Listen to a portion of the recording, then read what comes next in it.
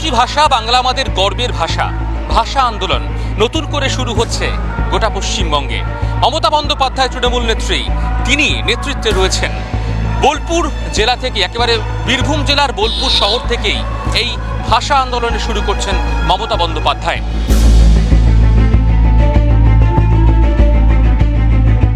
বাংলা বললেই বাংলাদেশি, পুশব্যাক বাংলাদেশে। এই অবস্থায় 21শে জুলাইয়ের মঞ্চ থেকে ফের ভাষা আন্দোলনের ডাক দিয়েছিলেন মুখ্যমন্ত্রী মমতা বন্দ্যোপাধ্যায়।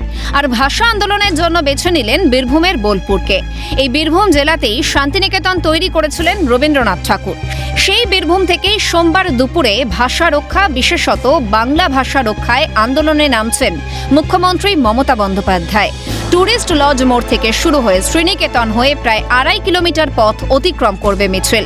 শেষ হবে জামবনি বাস স্ট্যান্ডে, সেখানে সভা করবেন। মুখ্যমন্ত্রীর সভা উপলক্ষে বিভিন্ন জায়গায় জয়েন্ট স্ক্রিন বসানো হয়েছে। ভাষা আন্দোলনের মিছিলের পর মমতা বন্দ্যোপাধ্যায় একটি প্রতিবাদ সভা করবেন। সেই মঞ্চ থেকে তিনি ঠিক কী বার্তা দেন সেই বিষয়ে শোনাবার জন্যই একেবারে বোলপুর শহরের একাধিক গুরুত্বপূর্ণ জায়গায় লাগানো হয়েছে জায়ান্ট স্ক্রিন।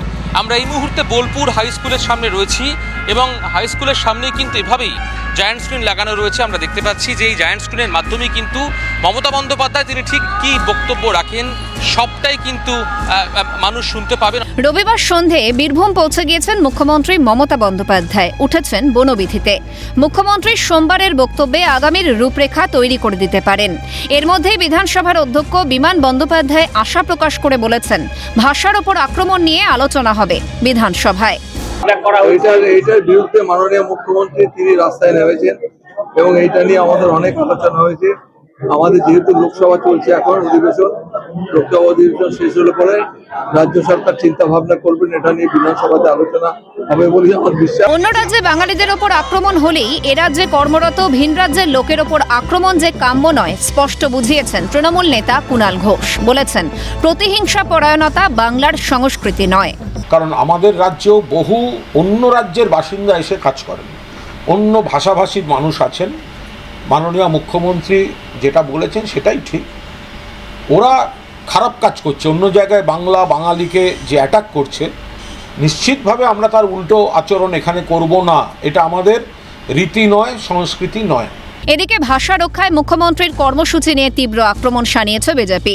কেন্দ্রীয় শিক্ষা প্রতিমন্ত্রী তথা বালুরঘাটের বিজেপি সাংসদ সুকান্ত মজুমদারের মন্তব্য, বাঙালিকে বোকা বানাতেই বাঙালি কার্ড খেলেন মুখ্যমন্ত্রী। মমতা বন্দ্যোপাধ্যায় যখনই বিপদে পড়েন তখনই বাঙালি নিয়ে নাচানাচি করেন।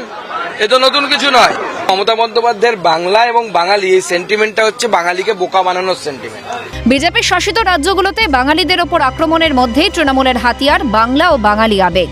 আর তৃণমূলের ট্রাম্প কার্ডকে তীব্র কটাক্ষ প্রধান বিরোধী দল বিজেপির। 26শে নির্বাচনের বছরখানেক বাকি থাকতেই রাজনৈতিক উত্তাপ বাড়াচ্ছে। কোন দল লাভের গুড় ঘরে তোলে সেটাই এখন দেখার। ক্যামেরায় জ্যাকি সিং এর সঙ্গে রাজা সাহা, খালিদ জামাল ও তমাল সরকারের রিপোর্ট, ক্যালকাটা নিউজ।